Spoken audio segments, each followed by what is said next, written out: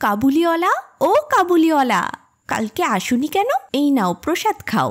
রহমত ঝুলি নামিয়ে বসে হেসে বলে, এ ক্যা খুকি? মিনি কপালে হাত দিয়ে বলে, ও মা, তুমি দেখছি কিচ্ছু জানো না। তোমার ঠাকুর নেই? রহমত মৃদু হেসে মাথা নেড়ে বলে, আছে তো, আল্লাহ। মিনি অবাক হয়ে বলে, তোমার ঠাকুরের নাম আল্লাহ? আমার ঠাকুরের নাম ঠাকুর। রহমত চুপ করে কিছুক্ষণ মেয়েটির মুখের দিকে তাকিয়ে থাকে, তারপর আপন মনে ফিসফিসিয়ে বলে, হে परवरदिगार, हर किसी को हमारी खुकी की तरह मासूम बना दे। এক এক করে রহমত আর মিনির ছোট ছোট পর্ব যেন হাজারো পর্বের রূপ নিল। প্রতিদিন সেই হাসি, সেই ডাক, সেই চুলির গল্প।